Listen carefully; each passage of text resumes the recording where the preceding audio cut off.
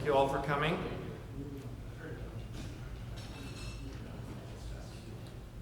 Appreciate you all coming, and which is one of the last formal events of this Anglican Joint Synods, being here on a Thursday afternoon when some people might be out by the pool or running or getting drenched in the wonderful Orlando afternoon rain. So this is our final session, and our focus is on forming healthy clergy. And our first speaker probably needs no introduction, certainly for many of you who are in his hierarchy, but Bishop Chandler Jones is a graduate of Duke Divinity School, ordained a priest in 1996, became rector of St. Barnabas, which many of us got to know from the two previous joint synods, which he took over in 2007. He was consecrated the suffragan bishop of Deos in 2010, and in 2021 left St. Barnabas to become presiding bishop of the Anglican Province of America. And our next speaker, who is not here, for the past 32 years, Father Glenn Spencer has been the rector of All Saints Charlottesville, Virginia, and trained dozens of men for the ministry. But last week he came down with pancreatitis, was hospitalized, and is still recovering.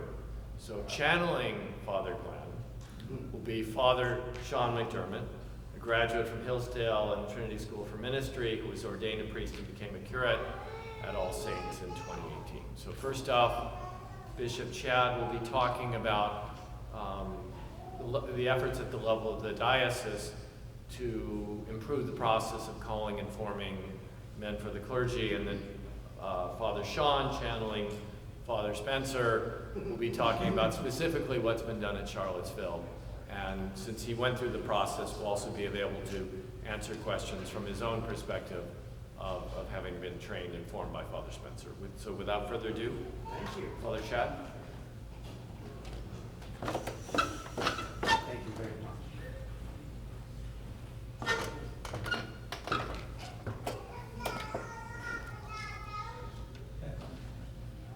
Good afternoon. Good afternoon. Today we offer some ideas that we hope will inspire the rest of the G3. The recent Diocese of the Eastern United States APA experience. The most imperative thing to emphasize is that the cultivation and formation of priests is quintessential to our present and future mission. Without an increase of well-formed and properly qualified priests capable of mission work, the continuing church will not be able to stabilize or advance in any meaningful or substantive way. Faithful, capable priests equal spiritual formation of the faithful, enriching of current congregations, and the extension of our missionary way with church planting of new congregations. The recruitment and formation of new priests must be priority one, and the Diocese of the Eastern U.S. has made vocational discernment and training a central theme and principle. No priest, no church. As the priest is, so goes the parish, the diocese, the jurisdiction. The priest is frankly everything. He sets the culture, attitude, tone, tenor, theology, praxis, and effort of the local parish. Two aspects are most outstanding. One, the need to call more better clergy, and two, the process of doing so. For the past 15 years, the Diocese of the Eastern U.S. has taken a different approach from the previous history of the continuum. Our main thrust has been recruit, form, fund. Recruit, form, and fund. We have proactively sought out priestly vocations by engaging young men in our parishes and even men outside of the G3 who are interested in ministry and have demonstrated an interest in Orthodox Anglicanism. Our clergy have to be willing to engage. Our clergy have to be willing to engage and invest in young men who seek us out. And we must develop an eye for prospective vocations as well. The parish is the focal nursery of priestly vocations, and it is most particularly within the local parish that vocations can be discerned and encouraged. Personal relationships are, of course, of the essay of such spiritual and theological formation. How the rector and parish clergy relate to a prospective candidate is key. Once men have been identified and counseled, our diocese steps in to provide financial support for seminary, now to the tune of $18,000 per candidate per degree upon application. Our parishes have taken it upon themselves sacrificially to support men for seminary directly, in many cases covering most or all of the cost of a seminary education. Such investment is absolutely necessary if priestly vocations are to be fostered and achieved. We can have no expectation of developing priestly vocations unless we are willing to provide the necessary financial backing. And both parish and diocese must step in to support a man who offers himself, his whole life, to the ministry of the church. Funding translates into formation. Our academic standards have also been dramatically intensified. The Diocese of the Eastern U.S. now requires the completion of a master's degree in theology from an AJS accredited seminary or its equivalent for priestly ordination, no exceptions. Like nothing else, this has raised the quality of formation and the bar of excellence for ordinands in our church.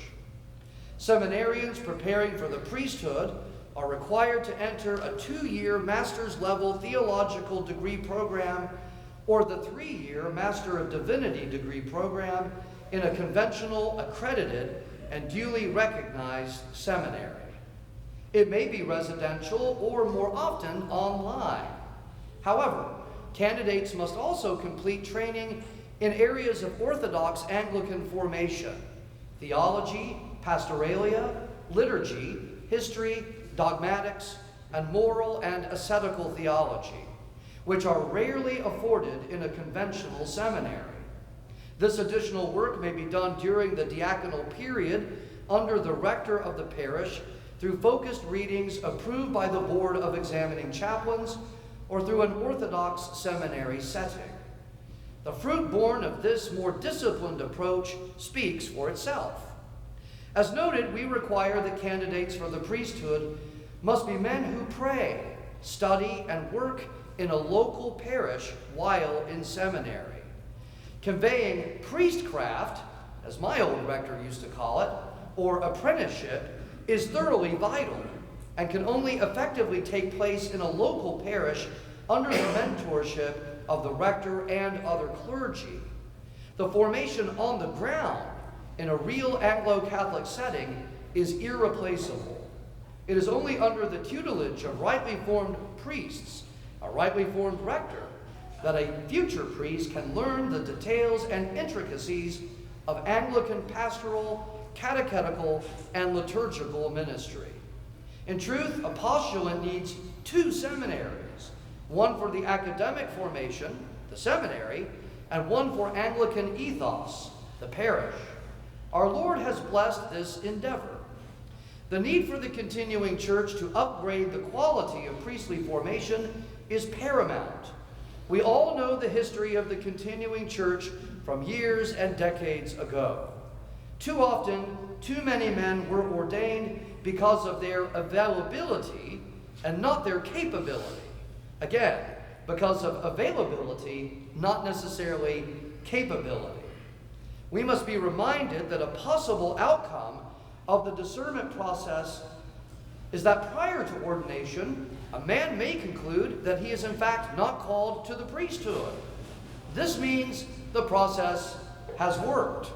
That is, in fact, the entire purpose of discernment, and it is best for the soul of the individual and for the church if a man is given space and time to determine that he is not actually called to holy orders. In such a case, the discernment process has done its job. Why did we feel we needed to do things differently? In time past, we struggled with, 1, priests who were not formed and fashioned in our Anglo-Catholic and continuing church tradition, and thus were not entirely committed to the APA and the continuing church in its theological and ecclesiological vision and mission. 2, priests who were ill-equipped to lead, preach, liturgize, teach, and organize, thus placed in an unhappy position, an unhappy situation, a disservice to them and to the churches they attempted to serve. And 3, priests who were unable, through lack of formation, to retain membership and activity in the churches to which they were assigned. The solution, which has been tremendously effective, was to implement the policies articulated above, a new approach. Over the past decade and a half, we have ordained at least 25 priests, many of whom were under the age of 45 when ordained. We even have what I call the millennial movement of priests, because they are all so young. When I was priested at age 25 in 1996, I was the youngest priest in the continuum. It is splendid beyond measure now to be an old man and to see the youth of our clergy. Thank you.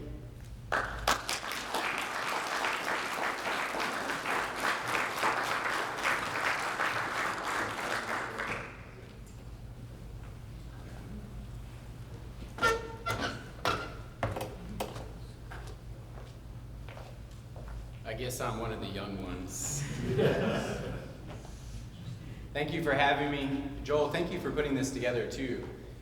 These sessions actually have been quite wonderful, and I know on Thursday I can't even feel my legs at this point for sitting down so much, and I want to thank you all for still coming and listening. And it is really an honor for me to stand here in front of you, but I really do wish you could have heard from Father Glenn. He is a great mentor, both to me and to many others. And he is at home now, and he is recovering well, but I can confidently say to you all that you should never get pancreatitis to get out of a talk. It is not worth it, and Father Glenn regrets his decision. I will be reading Father Glenn's paper, and I want to assure you that this paper was not written under the influence of Oxycontin. He had finished it before he actually went to the hospital. So, without further ado, I quote, "When I think of Florida, I always think of NASA and its great achievements. And when I think of NASA, I frequently remember meeting General Bruce Medeiros." Who is General Bruce Medeiros, you might ask? Well, if Oppenheimer developed the atomic bomb, Bruce Medeiros, who was Wernher von Braun's boss, he landed us on the moon. Fact.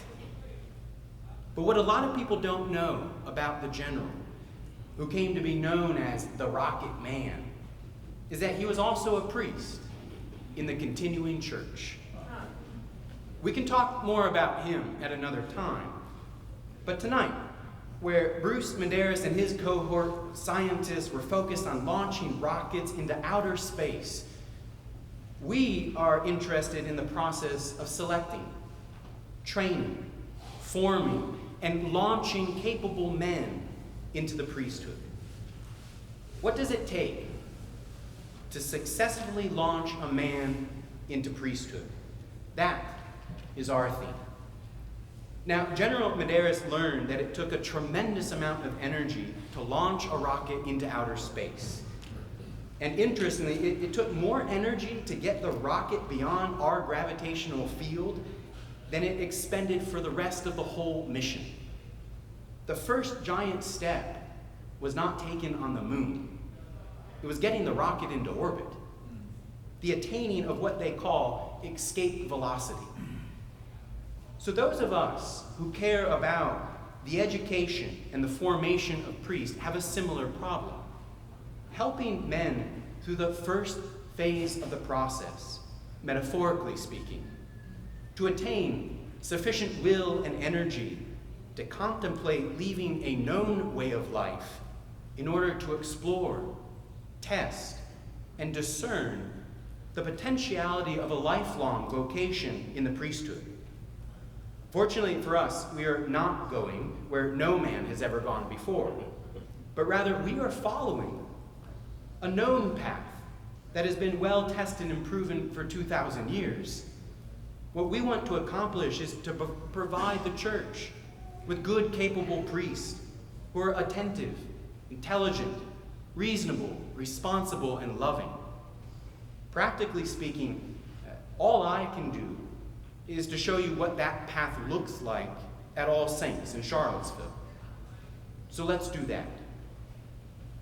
Just as any profession of trust and responsibility requires stages of development in which the novice is given assignments of increasing complexity and responsibility, so preparation for the priesthood begins with simple tasks that grow in complexity, size, and weighty responsibility over a substantial period of time.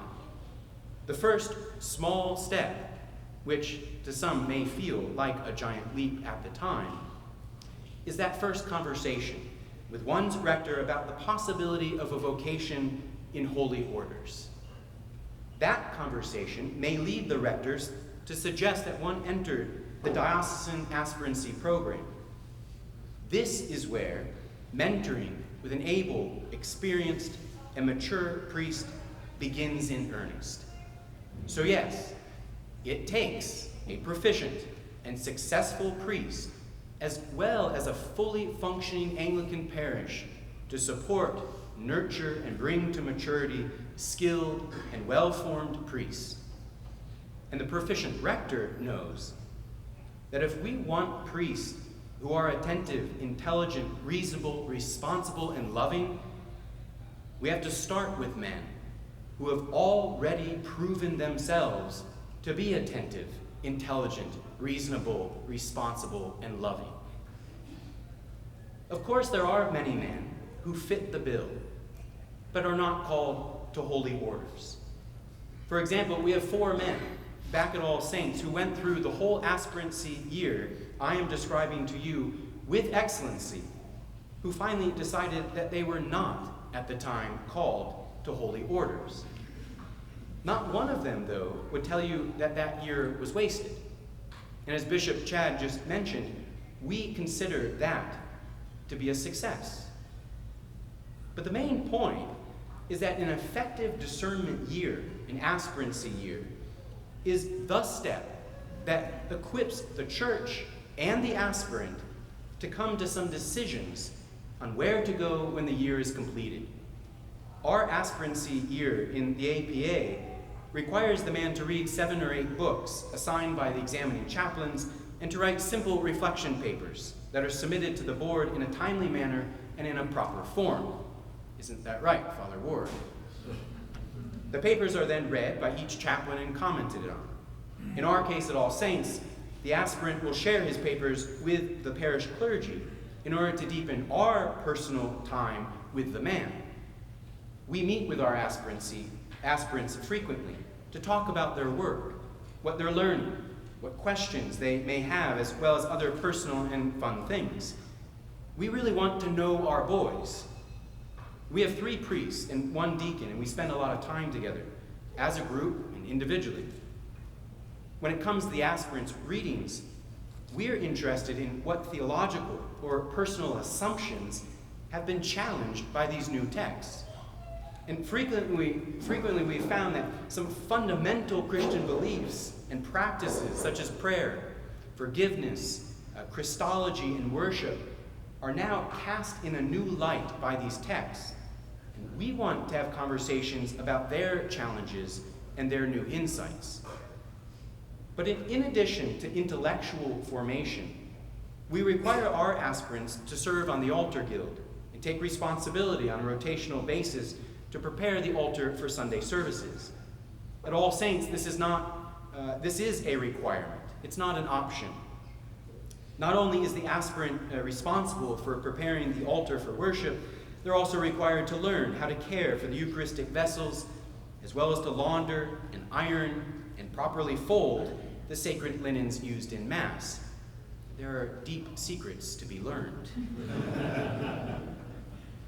This type of service takes the aspirant from the ironing board to the altar. It builds his actual competence. It deepens his personal confidence, and while doing so, his understanding of the Mass blossoms. And he demonstrates to us attentiveness to the task and personal responsibility for getting this necessary work properly completed on time in a cheerful manner. But that's not all. Our aspirants are also required to begin serving at the altar, learning how to efficiently perform the basic tasks carried out by laymen such as the lay reader, acolyte, thurifer, crucifer. He is instructed in the proper use of voice in worship, as well as the importance of posture and movements in the Mass. All of our aspirants are instructed in these jobs, and we encourage them to come in, to practice in the church, to build up their confidence. We want all of our aspirants to feel supported, and so we make time for additional instructions and for personal time with our priests to talk about their feelings, to listen to their questions. And remember, these men already have a lot of responsibility in their lives, in their jobs, in their family, and toward their wife and children. We are looking for men who are already successful, already known to be good men, intentional, and already responsible in their life. This might seem like a lot of tasks for an aspirant to be responsible to perform over one discernment year, but keep in mind the level of energy it takes to achieve what rocket scientists call terminal velocity. And also remember, this isn't rocket science. It's way more important than rocket science. Your priest is the center of the sacramental life of the parish and families. And this is key. The priesthood is not a self-help program of recovery for failures and drifters, and certainly not for grifters. If you want attentive, responsible priests, you have to begin with men who are already attentive and responsible in the here and now. At All Saints, we work with gold. At the end of aspirancy, the chaplains, based on the evidences presented to them, must make an initial judgment concerning the aspirant's maturity. Maturation deals with personal habits, mental stability as perceived by the chaplains, conduct, hygiene, social skills, humor, and his work ethic. The maturing adult already will have a settledness on a variety of fronts, including faith, family, and finances. And if that is lacking, the Board of Examining Chaplains ought to not to move forward with the aspirant. But if the aspirant has demonstrated authenticity, then unless there are grave demonstrable causes, he should be recommended to the bishop ordinary to be enrolled as a postulant. If the bishop chooses to enroll him, then the clock begins to tick on his ordination to the priesthood, which is 5 years. Now I'm going to go through every single one of those years. I'm just kidding. This paper is close to 3/4 finished, so don't worry. The APA requires the postulant possess an earned undergraduate degree, which the bishop mentioned, from an accredited college or university, as well as an earned master level degree in theology from an accredited seminary or divinity school approved by the chaplains. The new postulant should then apply to seminary only in consultation and with the consent of his chaplains and his rector, who will practically continue to be his prime mentor. Over the next 3 years or so, the postulant will take 30-some postgraduate level academic classes. That would be 30-some credits worth of postgraduate, level academic classes that are required by our canons.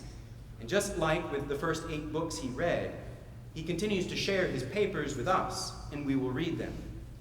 The whole process rolls on, but now with greater complexity and weighted responsibility. In addition to a seminary training, the postulant will continue all the other responsibilities already mentioned above. And once he's made a postulant, more time-consuming duties will be added. He's required to serve on vestry, usually in the role of secretary, in order to gain real experience of vestry meetings, as well as the practical application of Anglican polity and canons by a proficient rector who is leading the monthly meetings. Also, he will begin to teach education classes to adults or our youth, and he's given opportunity to preach as we work with him to develop his homiletic style. A couple years into seminary, once the postulant has satisfied the chaplains that he is prepared to stand for canonical examination, he may apply to be scheduled. And once he is happily ordained as a deacon, our man usually has a semester or possibly 2 left to finish off his master's in theology. Pastoral formation and liturgical formation now move to the foreground for our man. Coursework and practicums in pastoral counseling, meeting management, homiletics, marriage preparation, and marriage counseling are among many other various dimensions the work of parish priests in the Anglican tradition. And though the appropriate coursework is required, it's the practicums, the day in and day out of life within a functioning parish with an efficient Anglican priest that is the sine qua non of Anglican formation. Liturgical formation is acquired partially from coursework in liturgical theology, as well as special knowledge and proficiency in various liturgies of the Book of Common Prayer. But the lion's share of liturgical formation will be the actual work of worship in the parish under the direction of a well-formed Anglican priest, including the selection of hymns for Sunday services, the use of the voice in reading lessons, saying the daily office, preaching, as well as celebrating the Holy Communion on Sundays and feasts. An overlap between priestcraft applied to the liturgy and pastoral care is the preparation of a man and women for holy matrimony and the manner in which it's celebrated in our church, as well as the knowledge and understanding not only of the theology, but the way in which the various liturgies are celebrated. Holy baptism, preparation for confirmation, visitation of the sick, communion of the sick, burial of the dead, the burial of a child, and manner in which to hear a deathbed confession. Once again, a functioning parish with a proficient Anglican priest is sine qua non of the Anglican formation of the postulant. Well, that's it, for now anyways. Time, I think, is up, but let me make one more point. Trying to find out what it takes to get a Saturn rocket whose weight is equal approximately to 400 elephants from here to the moon, this is the kind of weighty task we have before us. Today, just to give another perspective, one Saturn rocket will cost about $30 to $50 billion. One. And this isn't rocket science. Our job is way more important than rocket science.